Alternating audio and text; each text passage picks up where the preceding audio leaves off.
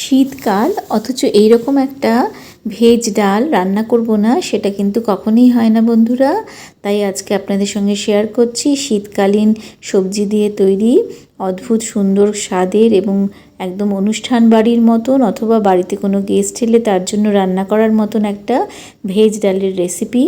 দুর্দান্ত স্বাদ হয় বন্ধুরা, আমার মনে হয় সবাই খেয়েছেন। আমাদের অনুষ্ঠান বাড়িগুলোতে কিন্তু এইরকমই ডাল রান্না হয়। আমার বাড়িতেও আমরা কিন্তু মাঝে মাঝে এই ডালটা রান্না করে থাকি। এর জন্য কিন্তু সমস্ত রকমের শীতকালীন সবজি সেগুলোকে আমি নিয়েছি। যেমন গাজর নিয়েছি, সেটাকে ডুমো করে কেটে নিচ্ছি। আর নিয়েছি বিনস, সেটাকেও ডুমো করে কেটে নেব। নিয়েছি হাফ মতন ফুলকপি, সেটাকেও ছোট ছোট ডুমো ডুমো করে কেটে নিতে হবে। আর এর সঙ্গে নিয়েছি 2 মুঠো কড়াইশুঁটি, যেগুলোকে ছাড়িয়ে আমি রেডি করে রেখেছি। চলুন দেখে নিই কীভাবে রেসিপিটা হচ্ছে। এর জন্য আমি হাফ বোল মতন মুগের ডাল নিয়েছি। এর জন্য কিন্তু অবশ্যই মুগের ডাল ব্যবহার করবেন বন্ধুরা, এবং সোনা মুগ ডাল হলে কিন্তু এটা আরও ভালো হয়। এর স্বাদ এরম লালচে লালচে করে গন্ধ বের করা হওয়া অবধি, খুব মিষ্টি একটা গন্ধ বেরোয় মুগ ডাল ভাজার, করে ভেজে নিতে হবে। ধুয়ে নিয়ে কুকারে আমি অল্প পরিমাণে জল দেবেন বন্ধুরা, নাহলে সিটি ওপর থেকে জল বেরিয়ে যাওয়ার চান্স থাকে। নুন দিয়ে ডালটাতে আমি 2টো সিটি দিয়েছি লো ফ্লেমে রেখে সেদ্ধ হওয়ার জন্য, দিয়ে ডালটাকে সেদ্ধ করে নিয়েছি। এবার আমি কড়াতে তেল দিয়ে দিচ্ছি। যে কোনো তেল ব্যবহার করতে পারেন, সর্ষের তেল অথবা হোয়াইট অয়েল। তাতে 1 চামচ গোটা জিরে, 2টো শুকনো লঙ্কা এবং একটা তেজপাতা দিয়ে ফোড়ন দিয়ে দিতে হবে। দেখুন এইভাবে ফোড়নটা ভালো করে লালচে হয়ে ভেজে আসার পরে এতে আমি এক এক করে সবজিগুলোকে দিয়ে দেব। যে সবজিতে রান্না হতে যেরকম সময় লাগে সেই অনুযায়ী আমি সবজিটা কড়াতে দেব। প্রথমে দিয়ে দিচ্ছি ফুলকপি। ফুলকপিগুলো একটু লালচে করে মিনিট 2 ভেজে নিচ্ছি। হওয়ার পরে দিয়ে দেবো এতে ডুমো করে কেটে রাখা গাজর দেওয়ার পরেও আমি মিনিট 2 রান্না করে নেব।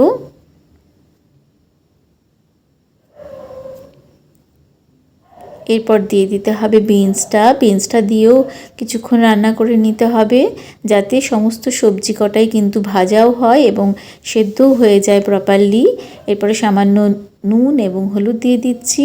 নুন হলুদ কিন্তু সবজির মাপে দেবেন বন্ধুরা, কারণ অলরেডি ডালে কিন্তু নুন দেওয়া আছে।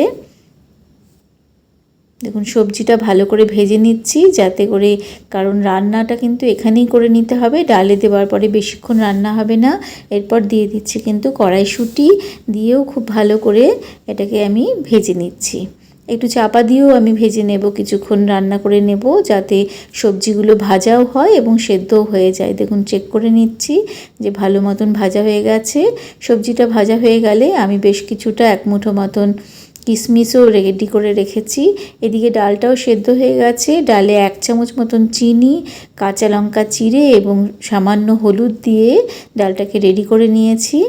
এদিকে সবজিটাও ভাজা হয়ে গেছে। এবার তাতে কিশমিশটা দিয়ে সেটাকেও আমি মিনিট খানেক ভেজে নেব। আর যদি কাজু বাদাম ব্যবহার করেন বন্ধুরা অবশ্যই করতে পারেন, কারণ এই রান্নাটাতে কাজু বাদাম পড়লেও ভালো লাগে। তাহলে সেটা কিন্তু রান্নার একদম শুরুতেই ভেজে তুলে রেখে দিতে হবে। এবার সবজিটাকে ডালের মধ্যে দিয়ে খুব ভালো করে মিশিয়ে নিচ্ছি। এই ডালটাতে আমি কিন্তু ডাবল করে, মানে 2 বার আমি সোমবার দেব। দেখুন ডালটা রেডি করে রাখলাম, গ্যাসটা অফ করাই আছে। এরপর কড়াতে নিয়ে নিতে হবে 1 চামচ মতন ঘি। এটা সেকেন্ড ফোড়নের জন্য। ঘিটা গলে এলে তাতে আমি ব্যবহার করছি হাফ চামচ মতন জিরে আর একটা এলাচ ও খুব সামান্য পরিমাণে দারচিনি। বেশি গরম মশলা ব্যবহার করবেন না বন্ধুরা, তাহলে কিন্তু ডালের গন্ধটা বেশি উগ্র হয়ে যাবে। এবার দিয়ে দিলাম হাফ চামচ মতন আদা বাটাটা একটু লালচে করে ভেজে নেব। ভাজাটার গন্ধ বেরোলে পরে এতে আমি ব্যবহার করব 1 চামচ মতন জিরে আর 1/4 চামচ মতন রেড চিলি পাউডার